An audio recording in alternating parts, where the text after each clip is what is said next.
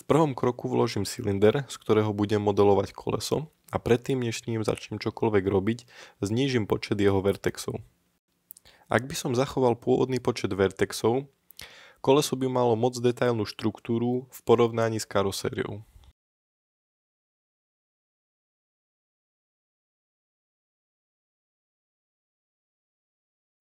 Cylinder som si upravil podľa blueprintov a schoval som si karosériu.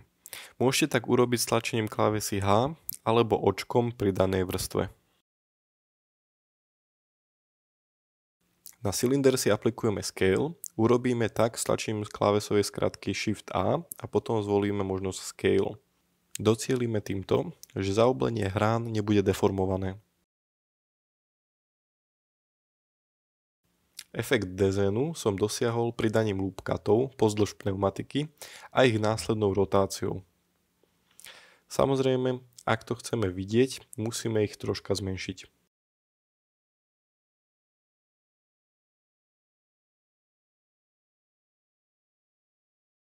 Po dezéne prišiel na rad grafik, ten som vytvoril tak, že som si vyselektoval oba facey kolesa, extrudoval som ich a scaloval smerom dovnútra kolesa.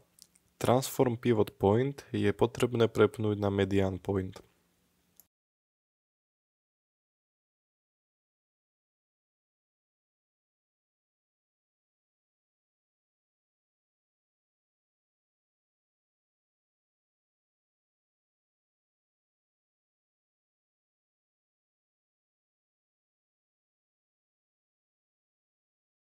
Koleso som uzavrel tak, že som odstránil facey a použil som funkciu Bridge Edge Loops.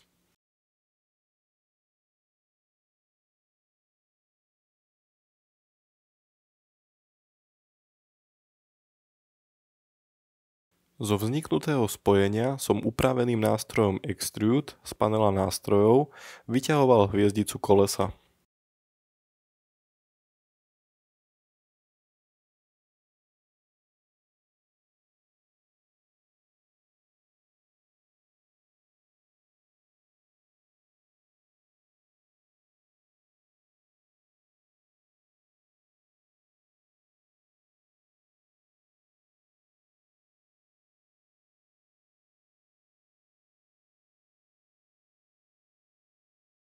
Vytvorením faceov som si uzavrel tvar.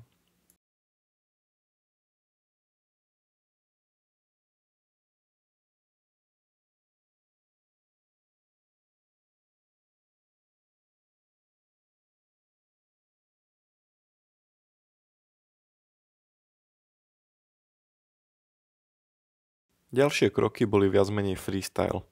Výplet kolesa som upravoval tak, aby sa to čo najviac páčilo mne, aby to bolo opticky pekné a aby sa to čo najviac podobalo kolesám športových aut.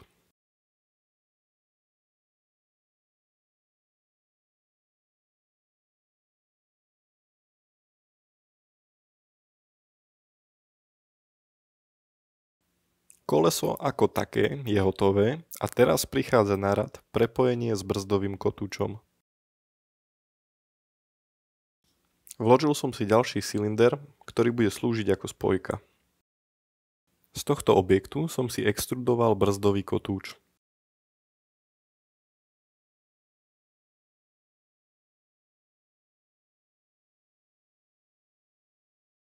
Pridal som si ešte jeden cylinder, ktorý mi slúžil ako formička na vyrezávanie dier do brzdového kotúča.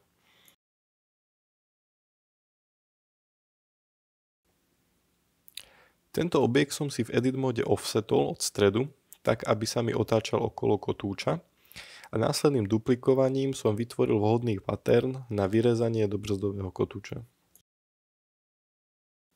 Formičky som si zlúčil do jedného objektu a použil modifier boolean.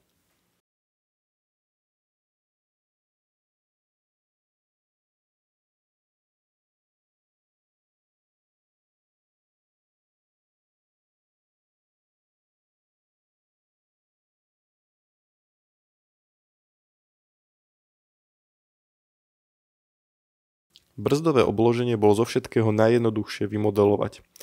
Jednoducho som si ho spravil z kocky, ale nezabúdal som na to, že musí byť offsetnuté v edit móde voči kotúču, tak aby som ho mohol pootočiť okolo osy kotúča.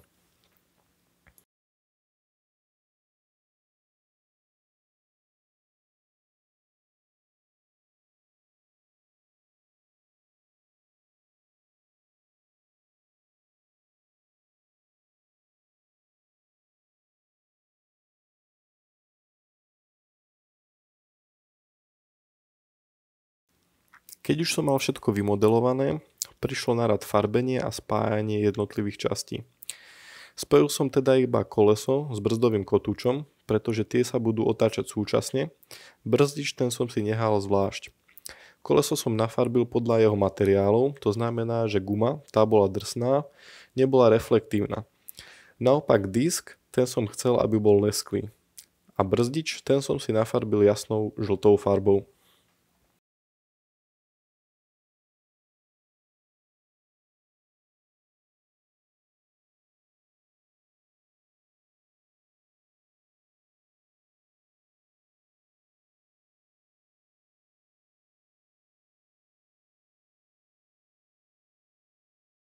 A tu už vidíme, ako vyzerá koleso spolu s autom.